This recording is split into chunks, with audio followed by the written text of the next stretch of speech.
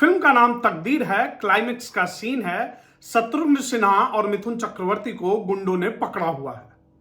ठीक उसी वक्त एक विदेशी विलन शत्रुघ्न सिन्हा की तरफ रिवॉल्वर लेकर बढ़ता है। यह देखते ही मिथुन चक्रवर्ती कलाबाजियां करते हुए गुंडों की गिरफ्त से आजाद होकर शत्रुघ्न सिन्हा और विदेशी विलन के बीच में आ जाते हैं। उसके बाद 5 मिनट तक फाइट सीन और अंत में जैसा कि बॉलीवुड में होता है, हैप्पी एंडिंग। लेकिन पर्दे से बाहर की दुनिया इतनी आसान नहीं होती। फिल्मी दुनिया के ये दोस्त अब एक बार 2024 के लोकसभा चुनाव में दो हाथ करते हुए नजर आएंगे।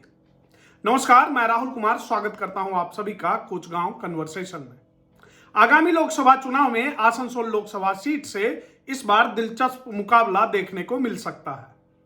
चर्चा है कि वहां से इस बार मिथुन चक्रवर्ती को मैदान में उतारने की बीजेपी की प्लानिंग है। वहीं तृणमूल कांग्रेस ने आसनसोल से पार्टी के उम्मीदवार के रूप में शत्रुघ्न सिन्हा के नाम की घोषणा कर दी है। इस प्रकार शत्रुघ्न सिन्हा किसी भी राजनीतिक दल से 2024 के लोकसभा चुनाव में लड़ने के लिए नामित होने वाले पहले उम्मीदवार बन गए हैं। आसनसोल लोकसभा सीट के लिए अप्रैल 2022 में उपचुनाव हुआ था। इस उपचुनाव में टीएमसी के शत्रुघ्न सिन्हा ने भाजपा उम्मीदवार अग्निमित्र पॉल को 3 लाख वोटों के अंतर से हराया था। इस प्रकार टीएमसी ने यह सीट बीजेपी से छीन ली थी। 2014 और 2019 में हुए लोकसभा चुनाव में इस सीट पर गायक बाबुल सुप्रियो ने जीत दर्ज की थी।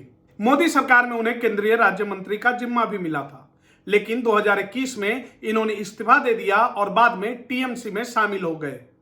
विधानसभा चुनाव में वह विधायक चुने गए और राज्य मंत्री भी बनाए गए हैं। उपचुनाव में मिली हार के बाद बीजेपी अब इस सीट पर मजबूत नाम उतारने की तैयारी में है। चर्चा है कि दीदी की ओर से शत्रुघ्न सिन्हा के नाम के ऐलान के बाद अब बीजेपी पर दबाव है कि वहां से अभिनेता मिथुन चक्रवर्ती को टिकट दे। बीजेपी इस सीट को वापस पाना चाहती है। बीजेपी यहां से 2014 से ही जीतते आ रही है। ऐसे में उसकी नजर इस सीट को फिर से पाने की रहेगी। बहरहाल अभी तक शत्रुघ्न सिन्हा के खिलाफ कौन लड़ेगा, इस पर बीजेपी ने उम्मीदवार तय नहीं किया है। वहीं इसी सप्ताह कोलकाता में ममता बनर्जी के धरने में शामिल होने आए शत्रुघ्न सिन्हा ने अपने अंदाज में भाजपा को निशाने पर लिया था। शत्रुघ्न ने कहा था कि प्रधानमंत्री मुख्य मुद्दों पर प्रकाश नहीं डालते हैं और बाकी सभी चीजों में बोलते हैं। उन्होंने आगे कहा कि लोग कहते हैं कि मैं पलटू हूं, लेकिन मैं कहां पलटा, मैं तो सीधा ही था। शत्रुघ्न सिन्हा को आसनसोल से दोबारा खड़ा करने के पीछे तृणमूल कांग्रेस सूत्रों का कहना है कि हिंदी भाषी वोटर्स और आसनसोल में तृणमूल की गुटबाजी की वजह से यह कदम उठाया जा रहा है। आप इस पूरे खबर पर क्या सोचते हैं, कमेंट करके जरूर बताइएगा। और अगर अभी तक आपने चैनल को सब्सक्राइब नहीं किया है तो चैनल को सब्सक्राइब कर लें, बेल आइकन दबा दीजिए ताकि कोचगांव कन्वर्सेशन की कोई भी वीडियो आपसे मिस ना हो। धन्यवाद।